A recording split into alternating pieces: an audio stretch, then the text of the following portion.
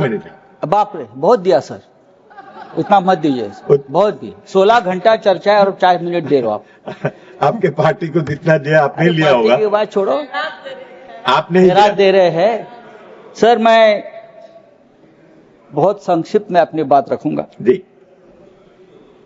पहलगांव में 26 लोगों की हत्या हो गई, कैसे अब तक सरकार नहीं बता पा रही। पूरा कश्मीर गृह मंत्रालय के अधीन है। 370 हटाने के बाद कश्मीर को केंद्र शासित प्रदेश बना दिया। वहां की पुलिस गृह मंत्रालय का आदेश का पालन करती है।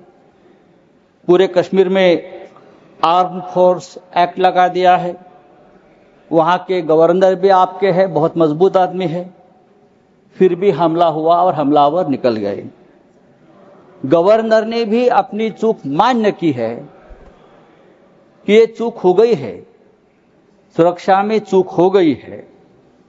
अगर सुरक्षा में चूक हो गई है, 26 लोग मारे गए हैं, सिंदूर उजाड़ दिया है 26 हमारे माता भगिनों का, तो उसकी जिम्मेदारी कौन लेगा और इस्तीफा कौन देगा? जिम्मेदारी लेगा पंडित नेहरू देंगे?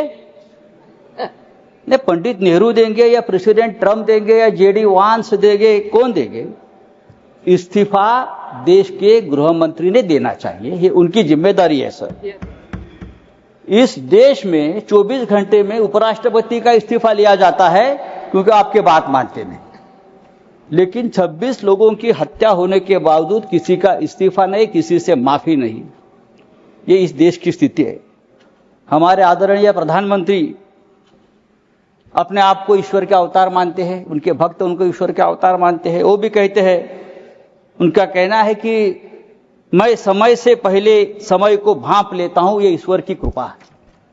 तो क्या ये आतंकवादी पहलगांव में घुसकर 26 लोगों को मारने आने वाले हैं? ये आपने क्यों भाप नहीं लिया? ये हमारे सामने और देश के सामने सबसे बड़ा सवाल है। मैं कांग्रेस के हमारे जो नेता है उनसे कहना चाहता हूं, मेरे बाजू में बैठे हैं, यहां कल से मैं जो बड़े बड़े भाषण सुन रहा हूं, चाहे राजनाथ सिंह जी हो, चाहे हमारे विदेश मंत्री हो, चाहे नड्डा जी हो, सबको पंडित नेहरू की बहुत याद आती है। पंडित नेहरू हो, सरदार पटेल हो, भूतकाल में बहुत घूमते हैं आप लोग। पंडित नेहरू उन्हें सोने भी नहीं देते और जीने भी नहीं देते। सरदार पटेल की भी याद आती है। मेरा एक कहना है कि नेहरू तो महान थे, लेकिन सरदार पटेल को प्रधानमंत्री न बनाकर हमने एक ऐतिहासिक भूल की है। बात ऐसी है कि नेहरू साहब बहुत ही डेमोक्रेटिक आदमी थे, सरदार पटेल लोह पुरुष थे। अगर सरदार पटेल ऐसे नेता थे जिसने पहली बार आरएसएस पर प्रतिबंध लगाया था।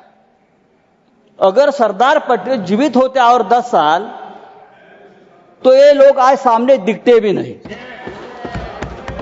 आरएसएस को पूरे आज प्रतिबंध लगा देते। समय समाप्त हो रहा है, उनकी विषय पर बोलिए। फेंक देते।